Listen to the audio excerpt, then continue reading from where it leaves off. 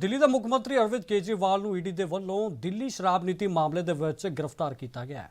ਤਾਂ ਦੱਸਦੇ ਕਿ ਈਡੀ ਦੇ ਵੱਲੋਂ ਅਰਵਿੰਦ ਕੇਜਰੀਵਾਲ ਨੂੰ ਅਦਾਲਤ ਦੇ ਵਿੱਚ ਪੇਸ਼ ਕੀਤਾ ਗਿਆ ਤਾਂ ਉੱਥੇ ਹੀ ਈਡੀ ਦੀ ਕੋਸ਼ਿਸ਼ ਰਹੇਗੀ ਕਿ ਜ਼ਿਆਦਾ ਤੋਂ ਜ਼ਿਆਦਾ ਦਿਨ ਦਾ ਰਿਮਾਂਡ ਮਿਲ ਸਕੇ। ਦੱਸਦੇ ਕਿ ਜਾਂਚ ਏਜੰਸੀ ਦੇ ਵੱਲੋਂ ਕੇਜਰੀਵਾਲ ਤੋਂ ਪੁੱਛਗਿੱਛ ਦੇ ਲਈ ਸਵਾਲਾਂ ਦੀ ਲੰਬੀ ਲਿਸਟ ਤਿਆਰ ਕੀਤੀ ਗਈ ਸੀ ਤੇ ਇਸ ਮਾਮਲੇ ਦੇ ਚੱਲਦਿਆਂ ਪੰਜਾਬ ਦੇ ਮੁੱਖ ਮੰਤਰੀ ਭਗਵੰਤ ਮਾਨ ਦਿੱਲੀ ਪਹੁੰਚੇ ਨੇ। ਸੀਐਮ ਮਾਨ ਨੇ ਕੇਜਰੀਵਾਲ ਦੇ ਪਰਿਵਾਰ ਦੇ ਨਾਲ ਮੁਲਾਕਾਤ ਵੀ ਕੀਤੀ ਹੈ। ਹਾਲਾਂਕਿ ਇਸ ਤੋਂ ਪਹਿਲਾਂ ਮੁੱਖ ਮੰਤਰੀ ਦਾ ट्वीट राही बयान भी सामने आए सी। उन्हें कहा है कि अरविंद केजरीवाल नूं तां गिरफ्तार कर लवोगे पर उसकी सोच नूं किवें कैद करोगे। होर उन्हें की कुछ कहा, आओ जानते हैं। देश में जो माहौल चल रहा है, कई सालों से चल रहा है, जो एजेंसीज हैं उनको एक टूल की तरह, एक औजार की तरह, हथियार की तरह इस्तेमाल किया जा रहा है। कोई भी विपक्ष का नेता, कोई भी विपक्ष का कोई लीडर अगर बीजेपी के जुल्म जबर के खिलाफ बोलता है तो उसके घर पे ईडी आती है, उसके घर पे सीबीआई आती है, इनकम टैक्स आती है। और ये अनडिक्लेयर्ड इमरजेंसी की तरह देश के हालात हो गए हैं। ये बात आज मैं इसलिए कह रहा हूं कि यही बात आडवाणी जी ने कही थी कि अनडिक्लेयर्ड इमरजेंसी वाले हालात हो जाएंगे। तो आज हालात वही हैं। गवर्नर, जहां इनकी सरकार नहीं है वहां गवर्नर के जरिए, राज्यपालों के जरिए तंग किया जा रहा है। मैं भी उसका पीड़ित हूं। एक केरला के मुख्यमंत्री अभी जंतर मंतर पर आके गए। तमिलनाडु के मुख्यमंत्री अपने गवर्नर से तंग है। उनका गवर्नर भाषण ही नहीं पढ़ता, उनका लिखा हुआ विधानसभा में जो पढ़ना होता है बजट सेशन में। ममता दीदी को हर रोज तंग किया जा रहा है। हेमंत सोरेन को गिरफ्तार कर लिया। दिल्ली में अरविंद केजरीवाल साहब को जब भी कोई काम करते हैं एलजी टांग अड़ाता है बीच में। सुप्रीम कोर्ट के जरिए सरकार चलानी पड़ रही है। हम भी सुप्रीम कोर्ट में पहुंचे हुए हैं। आरडीएफ का पैसा 5500 करोड़ रूरल डेवलपमेंट फंड का पंजाब का रोका हुआ है। नेशनल हेल्थ मिशन का पैसा रोका हुआ है।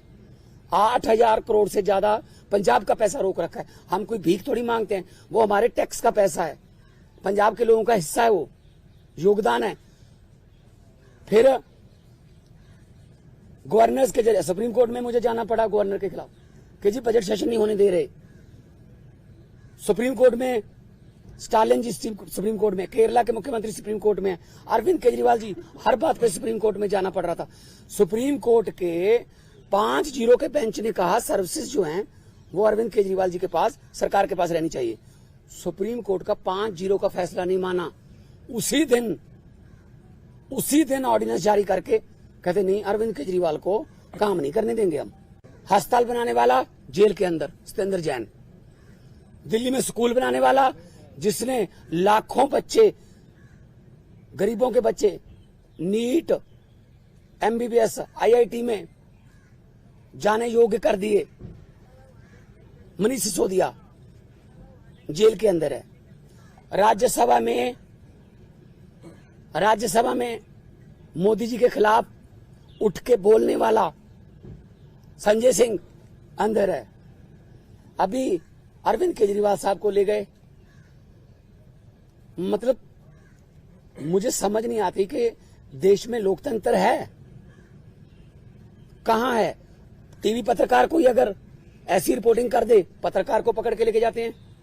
कोई यूट्यूबर के बारे में, कोई यूट्यूब वाला कोई बोल दे कुछ, उसके लिए कानून लेके आए। ये आपका कंटेंट जो है ये भड़काऊ है, हेट स्पीच माना जाएगा इसको। सबसे ज्यादा हेट स्पीच कौन देता है देश में? सबसे ज्यादा हेट स्पीच बीजेपी वाले देते हैं। गोली मारो, ये आतंकवादी हैं, इनको वोट दोगे तो आपके घरों में आएंगे। मतलब ये हेट स्पीच तो ये है ना। अब अरविंद केजरीवाल ने क्या किया? हम कहते रहे कि ये गिरफ्तार करेंगे, बहाना ढूंढ रहे हैं।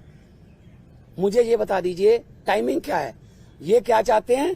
विपक्ष का कोई भी नेता इस इलेक्शन में चुनाव प्रचार ना कर पाए, ये इलेक्शन छीनना चाहते हैं।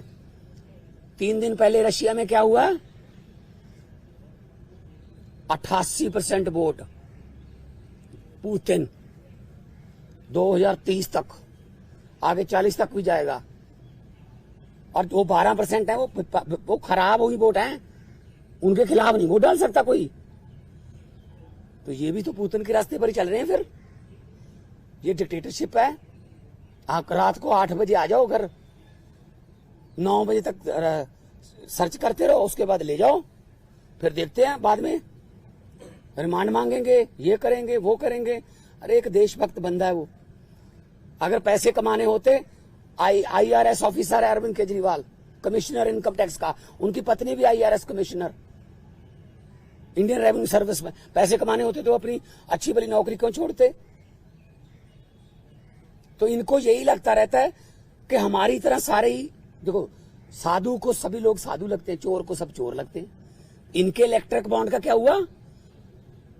8,000 करोड़ के आसपास जब इलेक्ट्रिक बॉन्ड निकले हैं, कहते वो तो चंदा है। अच्छा, अगर कोई अच्छे काम करे कहते नहीं, तेरा धंधा है। अभी मैं परिवार से मिलके आया हूं, बेटा और बेटी हैं, आगे के एग्जाम देने हैं उन्होंने, किसी मिलने जाना है, कोई किताबें सिलेबस की, उनको बाहर नहीं निकलने दे रहे। रिश्तेदारों के फोन आ रहे हैं, ये पुलिस से परमिशन लेनी पड़ रही है कि सर प्लीज इनको भेज दो अंदर। नहीं जी, 2 बंदों को ही भेजेंगे, ये 4 हैं। हद है। बच्चों का क्या कसूर है जी? उनकी पत्नी का क्या कसूर है जी? तो ये सब कोई इनका किसी, मुझे ये बता दीजिए किसकी मानते हैं? ये सुप्रीम कोर्ट की मानते हैं? नहीं मानते। इलेक्शन कमीशन की मानते हैं? नहीं मानते। CBI की मानते हैं? नहीं मानते। नीति आयोग की मानते हैं? नहीं मानते। ये तो कमाल है। मतलब मैं ही मैं, हर जगह मैं ही मैं। सो ये बहुत ही निंदनीय है।